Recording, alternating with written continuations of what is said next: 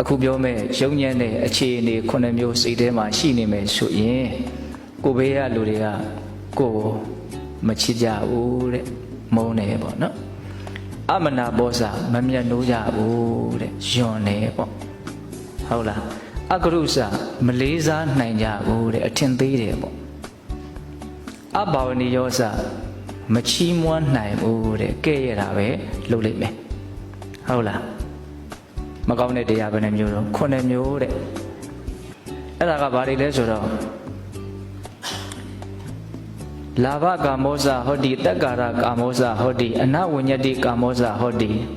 အာဟိရိကောဇဟောတိအနုတ္တပိစအပိစ္ဆာစမိစ္ဆာဒိဋ္ဌိစခုနှစ်မျိုးတခါတည်းတန်းပြတယ်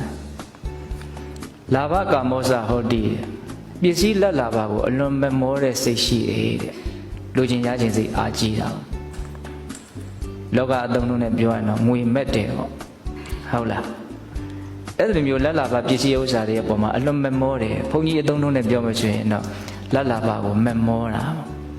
အဲ့လိုလက်လာပါကိုမမောလွန်အားကြီးရင်ပဝန်းကျင်ရဲ့မုန်းတီးမှုယွန်ရှာမှုအထင်သေးမှုကဲ့ရဲ့ရှုံချမှုကိုခံရလိမ့်မယ်ချစ်ခင်မှုမြတ်နိုးမှုလေးစားမှုတန်ဖိုးထားမှုမရနိုင်ဘူးဟုတ်လားနောက်နံပါတ်2ပါပြောတော့ဆိုတော့တက္ကာရကာမောဇဟောတိသူတစ်ပါးရဲ့အယုအသေးပြုတာကောင်းအောင်မွန်မွန်ပြုစုတာကိုအလွန်လိုချင်တယ်နော်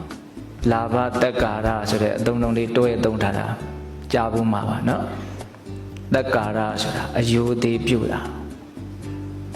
အဲ့ဒါကိုလိုချင်တဲ့မမောလွန်းတယ်ဆိုရင်လည်းပဲသူများရဲ့မုန်းတီးမှုယွန်ရှာမှုကိုခံရလိမ့်မယ်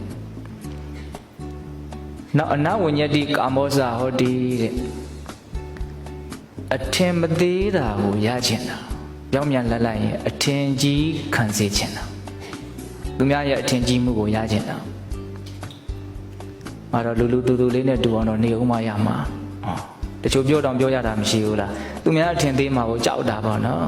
သူများအထင်သေးမှာကိုကြောက်တာဆိုတာကအဖြောင်ပြောလိုက်ရင်ပါတော့သူများအထင်ကြီးတာကိုခံစေချင်တာကဲပါလေအထင်ကြီးတာမခံရအောင်တော့မှအထင်မသေးမှုတော့ခံရဖို့လိုသေးတယ်ဟောတချို့ကကြားချပြီးတော့ပြောရတာလည်းရှိသေးတယ်ဟုတ်လားတကယ်တမ်းကတော့အထင်ကြီးခံကျင်တာပါပဲဟုတ်လားအဲ့လိုအထင်ကြီးခံကျင်တဲ့စိတ်ကလည်းပဲပါတယ်တော့မျက်နှိုးစရာမကောင်းတဲ့ချစ်ခင်စရာမကောင်းတဲ့လေးစားစရာမကောင်းတဲ့စိတ်ဓာတ်တစ်မျိုးပဲတဲ့သုံးမျိုးရှိပြီနော်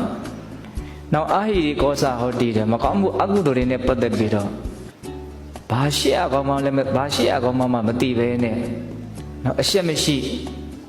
လှုပ်ရဲတယ်၊ကန်ရဲတယ်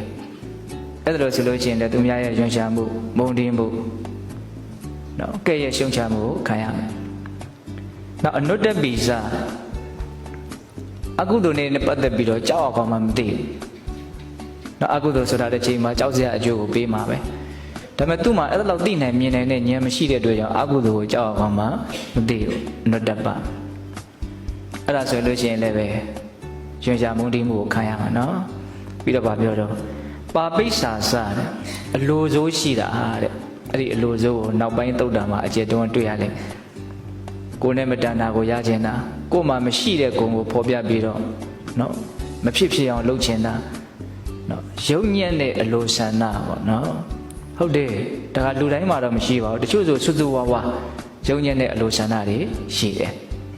ပါပိစ္ဆာနော်မကောင်းဘူးပေါ့နောက်ပြီးတော့ဗါတော့မိစ္ဆာဒိဋ္ဌိစာတဲ့မှားယွင်းတဲ့အယူအဆရှိတယ်တဘာဝမကျတဲ့ကျိုးကြောင်းမရှိလျော်တဲ့အယူအဆတွေကိုနှစ်သက်တယ်အယူအဆတွေမှားနေတော့ဘယ်နှမျိုးတော့အလုံး9မျိုး